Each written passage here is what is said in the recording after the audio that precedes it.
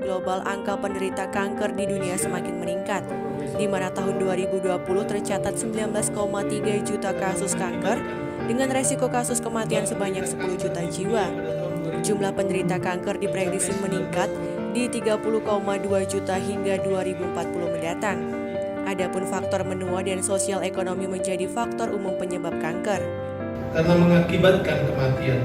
Tahukah Anda saat ini penyakit kanker darah masuk dalam 5 besar penyakit yang sering menyebabkan kematian di Indonesia.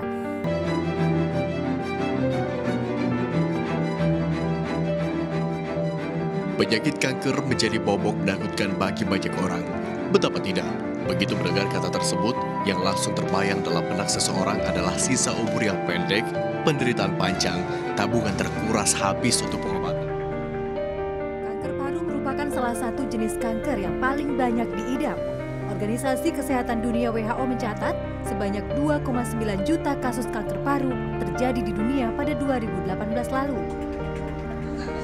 Di Indonesia sendiri, angka tertinggi penyebab kematian akibat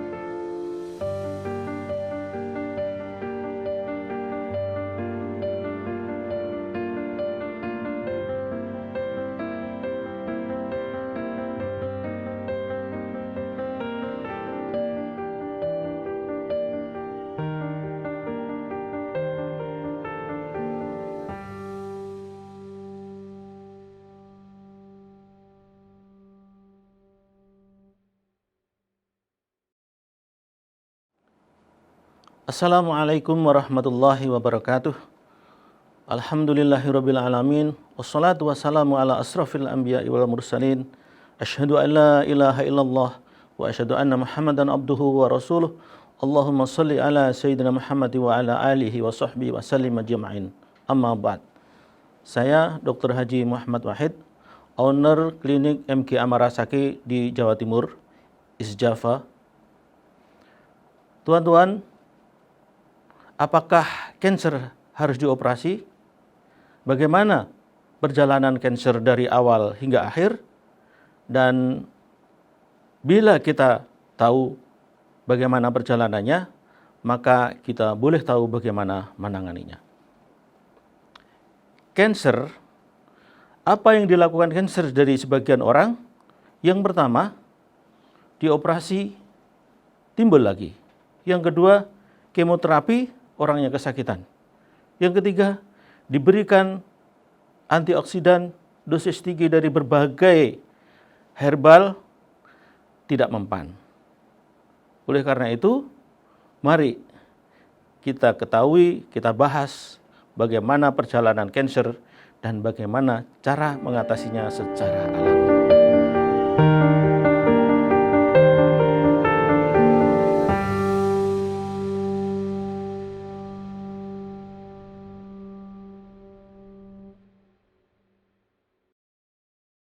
Bapak Ibu ketemu di forum ini bukan dalam rangka mendengarkan seorang orator ulung, tetapi di sini nanti kita akan mendapatkan satu paparan di mana ilmu-ilmu itu dirangkaikan dalam satu rangkaian yang tepat, sehingga tahapan satu, tahapan yang lain, rangkaian satu dengan rangkaian yang lain terbentuk suatu pemikiran, dan pemikiran itulah yang kita sebut saat ini dengan konsep Karnus.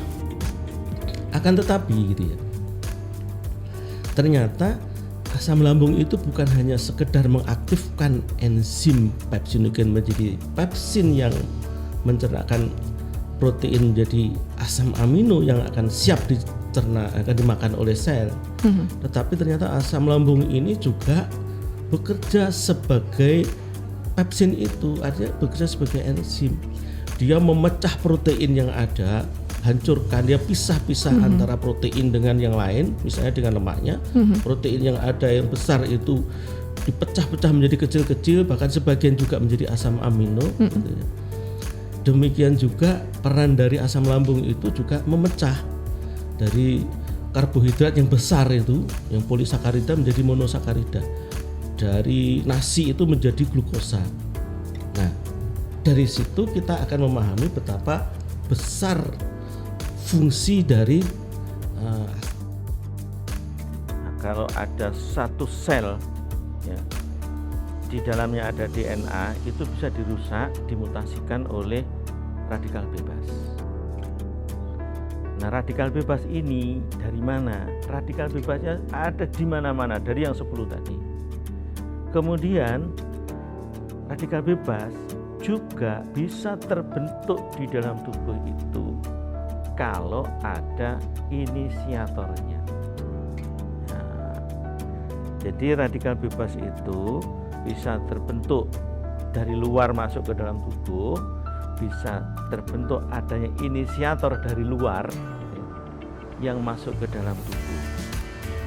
Jadi double dong jadinya. Yang dari luar bisa masuk, yang di dalam tubuh bisa terinisiasi oleh provokatornya.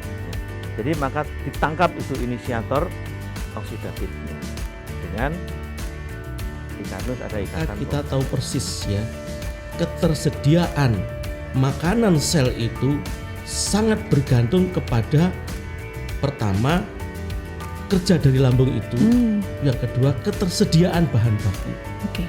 Jadi makanan yang kita makan itu cukup bervariasi, nutrisinya bergizi, kemudian gizinya itu bisa diolah menjadi sesuatu yang bisa dimakan oleh sel. Nah, ini yang dikatakan Pak Iwan tadi sebagai template atau algoritma gitu ya, atau cetak biru gitu ya, bahwa kalau kepengen terpenuhinya semua sel di dalam tubuh kita itu, ya lambungnya jangan diganggu. Asap rokok juga menjadi di dalamnya ada radikal bebas. Asap rokok juga mengandung logam berat, yang mana logam berat itu akan menjadi inisiator terbentuknya radikal bebas di dalam tubuh kita. Jadi dengan asap rokok yang dihisap itu ada berapa resiko ini? Yang pertama, sel-sel yang bertemu langsung dengan perusak sel, terutama di daerah mukosa dari saluran pernapasan itu akan terjadi kerusakan.